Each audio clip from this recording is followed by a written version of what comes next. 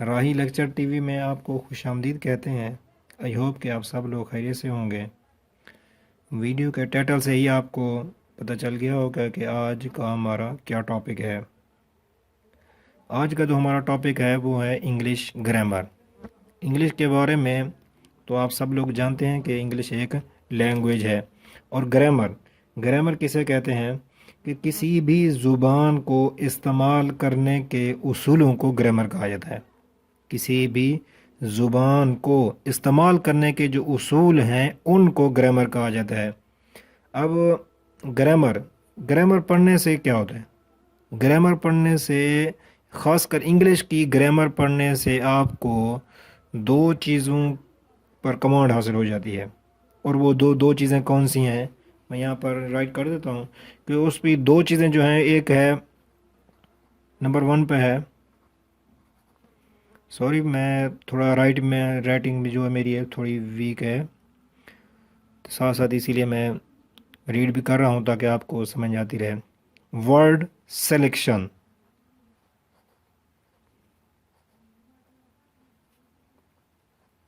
Word selection number एक है word selection. और दूसरे नंबर पर क्या है? Word placement.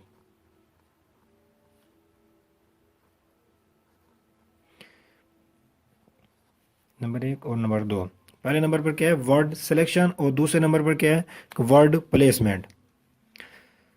आप सब लोगों से गुजारिश है कि वीडियो को दरमियान में स्किप ना करें। इससे आपका बहुत नुकसान हो सकता है कि आपको ये बात उस वक्त तक समझ आएगी जब आप इसको स्टार्ट से लेकर लास्ट तक देखेंगे, तो आपको ये बात समझ में आ जाएगी। यहाँ हम मुख्तसर सा इंट्रो करा रहे हैं इंग्लिश ग्रामर का, कि इसे ग्रामर से हमें दो चीज़ों पर कमांड हासिल होती है कि नंबर एक वर्ड सिलेक्शन और दूसरे नंबर पर क्या है? Word placement.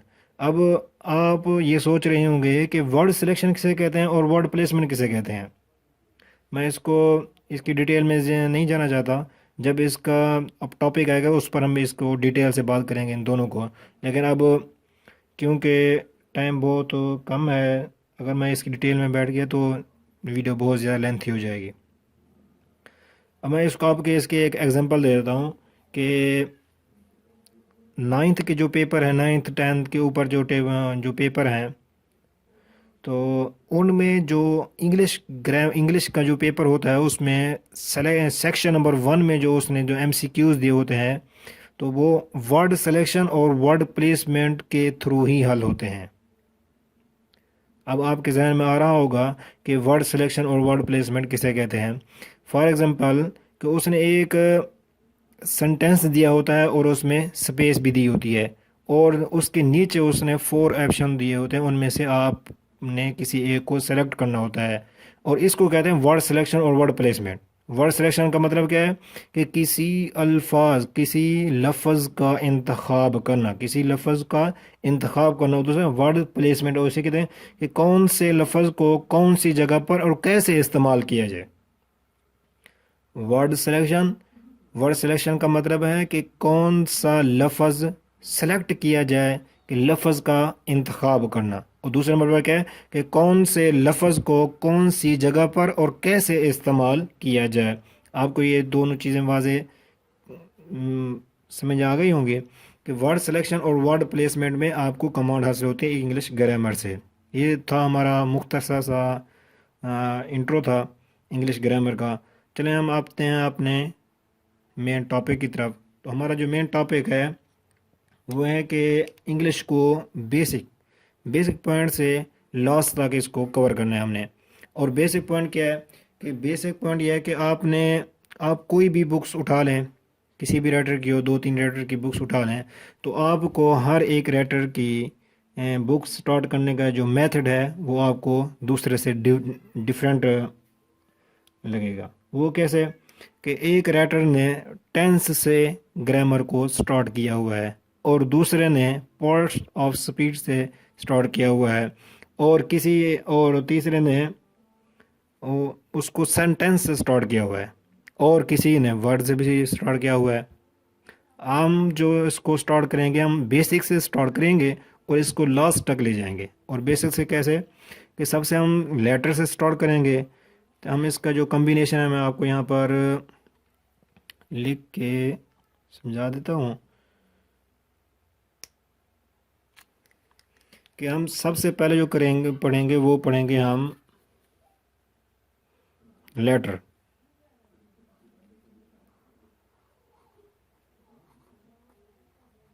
लेटर और दूसरे नंबर पर क्या पढ़ेंगे, हम सबसे पहले लेटर पढ़ेंगे और लेटर के बाद हम पढ़ेंगे दूसरे नंबर पर वर्ड्स। वर्ड्स और तीसरे नंबर पर फ्रेज और चौथे नंबर पर हम पढ़ेंगे क्लॉज और पांचवें नंबर पर हम पढ़ेंगे सेंटेंस।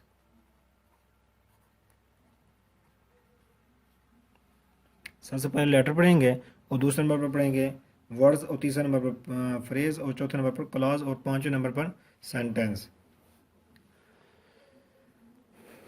अब अक्सर जो मैंने लेक्चर अटेम्प्ट किए थे अपनी स्टूडेंट लाइफ में वो थे वर्ड से सीधा सेंटेंस तक। फिर जब हम हाई क्लास में गए तो उस पर फ्रेज और क्लास को समझने और इसके पार्ट्स ऑफ क्लास को समझने में काफ़ी देर लग गई। तो इसलिए मैंने आपको ये वीडियो जो मैंने आपके लिए शूट किया ये स्टार्ट से हम बेसिक से शुरू करेंगे और लास्ट तक इंशाल्लाह जाएंगे। तो आते हैं हम अपने फर्स्ट टॉपिक की तरफ। इसको साथ साथ इसको देखते रहेंगे। अब सबसे पहले जो हमारा जो है वो क्या है, लेटर। लेटर किसे कहते हैं, अ symbolic in an alphabetic. Symbolic, ये सिंबल नहीं होता, symbol. Symbol is an alphabetic. Alphabetic की जो अलामत हैं ए टू जी, ये सारे हमारे क्या हैं, लेटर हैं। मैं यहाँ लिख देता हूँ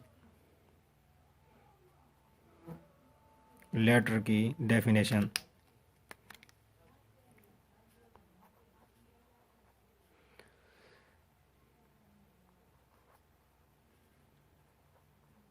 और symbol in an alphabetic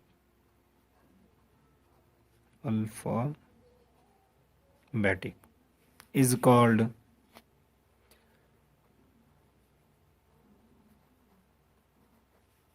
called letter।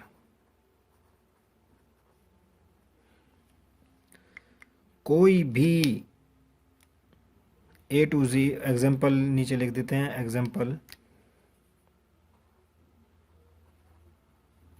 Example क्या है, ए बी सी टू जी, ये इसकी एग्जांपल होगी। ये हमारे ये क्या है, ये तमाम ये लेटर हैं। ये कोई अलग कोई इनमें किसी का कोई एक मानी नहीं, अपना कोई ये मानी नहीं रखते। सिर्फ इनमें दो एक ऐसे लेटर हैं जो अपना मानी रखते हैं। उनमें से एक तो हो गया ए और आई। ए और आई, ये इनमें से दो सिर्फ टोटल इंग्लिश के लेटर्स में से, अल्फ़ाबेटिक में से दो ऐसे हैं जो मानी रखते हैं। इनके अलावा बाकी कोई अपना अलहदा मुनफरिद मानी नहीं रखते। और वो कौन कौन से हैं, ए और आई, ये दो हैं। यहाँ तक आपको समझ आ गई कि लेटर में इतनी डिटेल में बात नहीं है, इसीलिए मैं भी इसको मुख्तसर कर रहा हूँ। और दूसरे नंबर पर है वर्ड। हम करेंगे बात अब वर्ड की। वर्ड किसे कहते हैं, सबसे पहले हम डेफिनेशन करेंगे। डेफिनेशन के बाद हम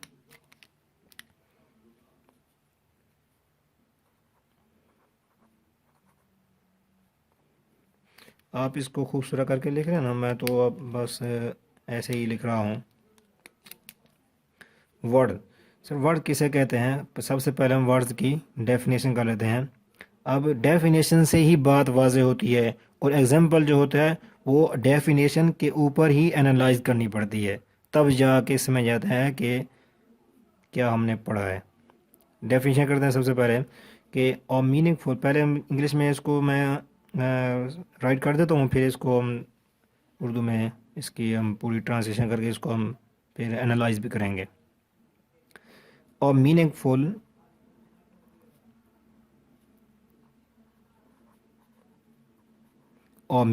अरेंजमेंट,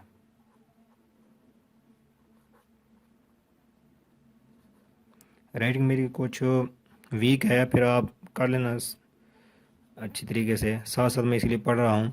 और मीनिंगफुल अरेंजमेंट ऑफ लेटर, क्योंकि लेटर से ही वर्ड बनते हैं ना। A meaningful arrangement of letters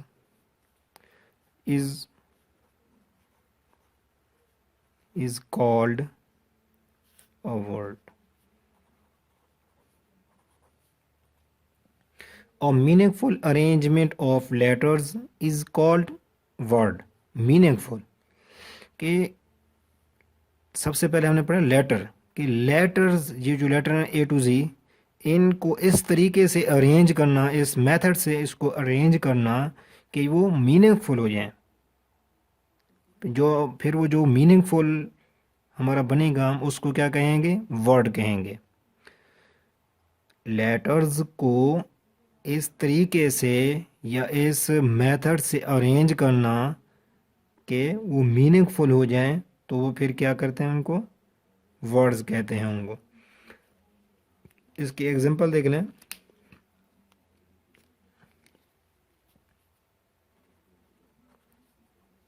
example इसकी देख लें कि हम कोई एक लफ्ज़ ले लें। मेरे हाथ में पेंसिल है, पेंसिल ले लें। पेंसिल भी एक किस्म का वर्ड ही है। पेंसिल है, और कॉलेज जाते हैं, कॉलेज हो गया। और इसी तरह बुक्स हैं, बुक्स देख लें। और इसी तरह शाम को खेलते हैं, प्ले।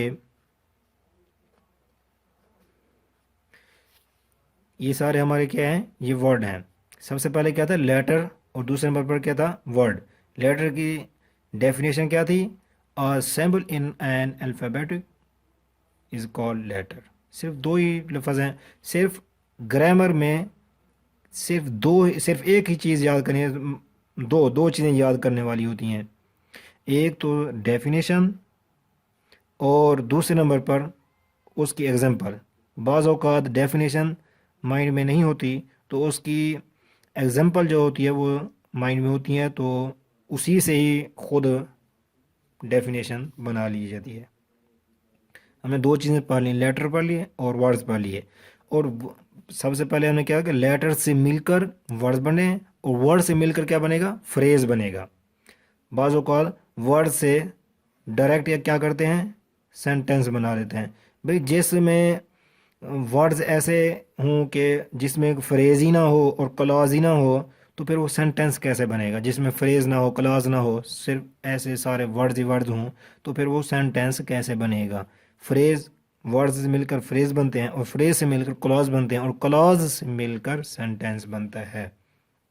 हमारा जो आज जो नंबर 1 पे क्या था? लेटर। और नंबर 2 पे वर्ड्स। और नंबर 3 पे फ्रेज। हम नंबर 3 पे फ्रेज पढ़ रहे हैं। सॉरी, मैं यहाँ लिखना भूल गया था, तो यहाँ भी लिख देते हैं ताकि आपको बात वाज़ेह होती रहे। और नंबर 3 पे हमारा क्या है? फ्रेज। फ्रेज की हम डेफिनेशन, पहले सबसे पहले फ्रेज की डेफिनेशन कर लेते हैं कि बिल्कुल आसान मेथड से, बिल्कुल आसान डेफिनेशन।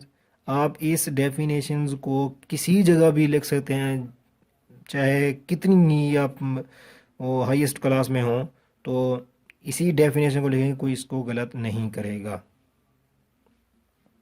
इसमें थोड़ी चेंजमेंट अगर हो जाए, लेकिन इतना मेरा तजुर्बा है कि ये इस डेफिनेशन को कोई गलत नहीं करेगा। आगे हमारी जो डेफिनेशन हम फ्रेज की है, सॉरी,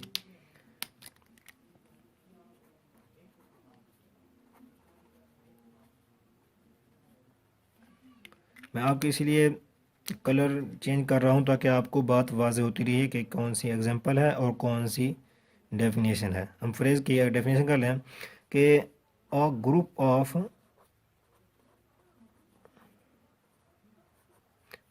ऑफ वर्ड्स पीछे वर्ड की बात है, ग्रुप ऑफ वर्ड्स, क्योंकि यहाँ ग्रुप होते हैं। A group of words which which makes which makes some कर लें, सम लिखें या ना लिखें आपकी मर्जी है, सम कर लेते हैं।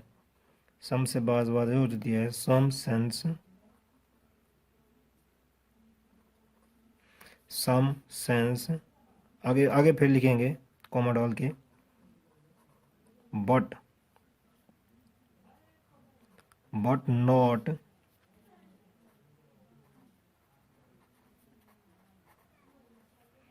Not complete sense.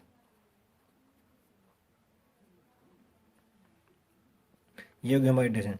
A group of words, words अल्फाज का ऐसा मजमुआ, विच अल्फाज का ऐसा मजमुआ जो कुछ मफहूम अदा करे। A group of words which some sense, अल्फाज का ऐसा मजमुआ जो कुछ सेंस पैदा करे, जो कुछ सेंस अदा करे, बट नॉट कंप्लीट सेंस, लेकिन वो मुकम्मल मफहूम अदा ना करे। कुछ मफहूम अदा करे लेकिन मुकम्मल मफहूम अदा ना करे, तो उसको क्या कहेंगे कि is called, sorry, is called phrase.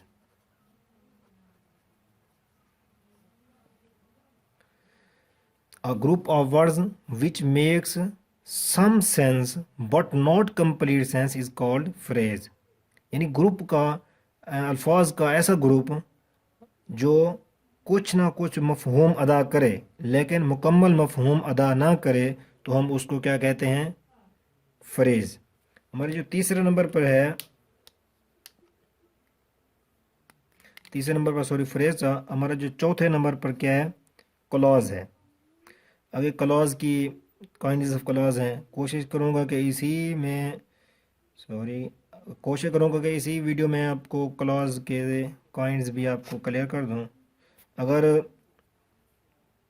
Time अगर नहीं बना तो फिर इंशाल्लाह अगली वीडियो में आपको, हमारी जो ये जो स्टार्ट की ये फर्स्ट क्लास है, हम कोई ऑनलाइन नहीं चलाएंगे। हम, आप जो भी हैं शुरू से स्टार्ट करें और लास्ट तक देखें।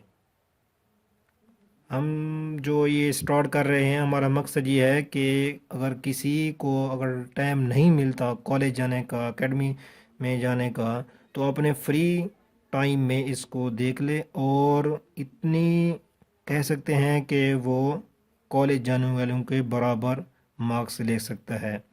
अगर इसको एनालाइज साथ साथ करता रहे तो फिर उनसे भी टॉप कर सकता है। नंबर 4 पर है हमारा, सॉरी इसकी एग्जांपल नहीं दी है फ्रेज की, पहले इसकी एग्जांपल दे देते हैं।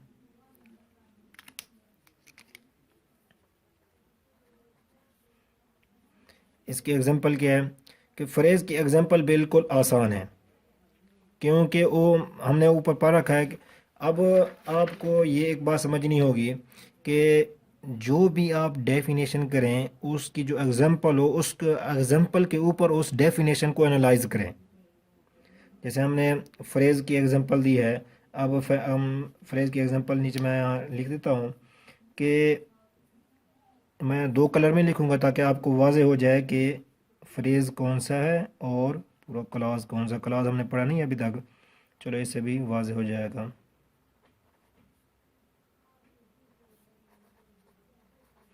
Birds fly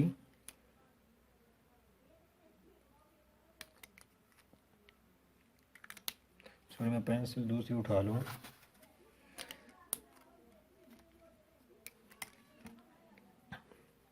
birds fly in the air, birds fly in the air. और दूसरे नंबर पर है, ये हो गया फर्स्ट नंबर, और दूसरे नंबर पर है इट इज़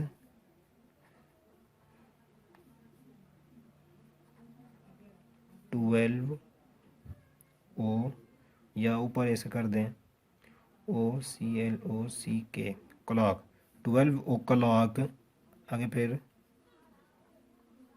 बाय माई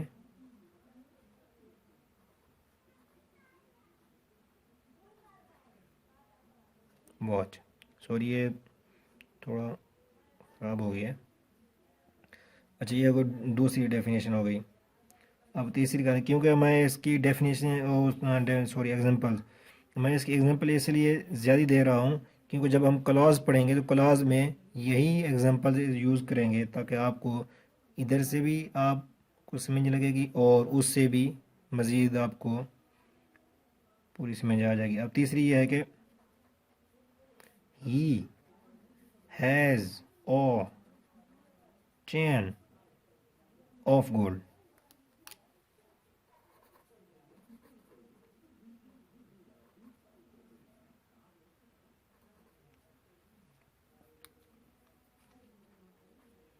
और चौथे नंबर पे क्या है कि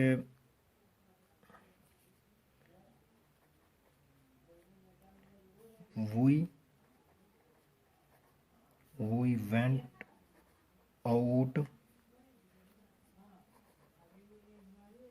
फॉर अ वॉक। अब इसमें देखें, अब हम इसको एनालाइज कर देते हैं कि ऊपर हमने क्या पढ़ा था, a group of words which makes some sense but not complete sense is called phrase.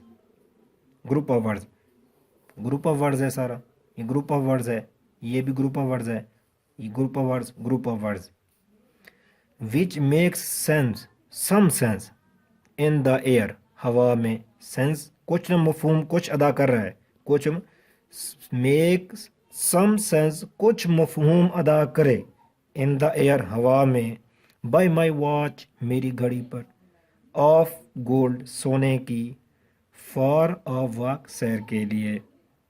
कुछ न कुछ तो इसमें मफहूम है बट नॉट कंप्लीट सेंस, लेकिन मुकम्मल मफहूम नहीं है। मुकम्मल मफहूम देने के लिए किसी दूसरे का मोहताज है। Birds fly in the air, परिंदे हवा में उड़े हैं। It is 12 o'clock bye my watch, मेरी घड़ी पर 12 बज रहे हैं। ही has a chain of gold, उसके पास चेन है, उसके पास जो चेन है वो सोने की है, उसके पास सोने की चेन है। वी वेंट आउट, हम सैर के लिए बाहर गए। हाँ वी वेंट आउट, हम बाहर गए, फॉर अ वॉक सैर के लिए। अब देखें इसमें इन सब में ये क्या ग्रुप ऑफ वर्ड्स हैं और सेंस दे रहे हैं लेकिन मुकम्मल सेंस नहीं दे रहे। तो इससे बात क्लियर हुई कि फ्रेज कौन से होते हैं कि जो अपना माना देने में किसी दूसरे क्लॉज, किसी दूसरे मतलब ग्रुप ऑफ वर्ड्स के मोहताज हों, तो उसको हम क्या कहेंगे, फ्रेज। यहाँ पर फ्रेज की बात कंप्लीट हो गई। आगे फ्रेज की आगे अकसाम है, kinds of phrase, sorry clause की अकसाम है। फ्रेज यहाँ तो मुकम्मल हुआ। हम क्लॉज पढ़ लेते हैं, क्लॉज की काइंड्स फिर बाद में पढ़ेंगे।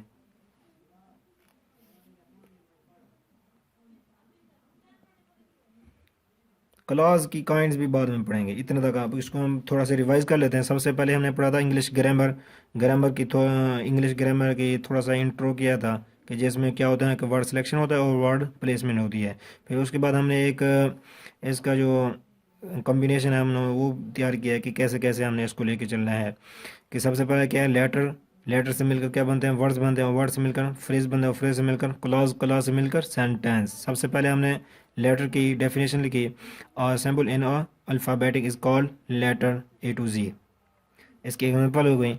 और वर्ड क्या होते हैं कि a meaningful arrangement of letter is called word, के जो एज अल्फाज को मतलब लेटर्स को इस तरह से अरेंज करना है कि वो माना देने वाले हों, माना दे रहे हों, तो उनको क्या कहते हैं, वर्ड्स कहते हैं। जैसे इसकी आप एग्जांपल दे दी, पेंसिल हो गई, कॉलेज हो गया और बुक्स प्ले वगैरह हो गया। तीसरा नंबर पर हमने पढ़ा है कि फ्रेज।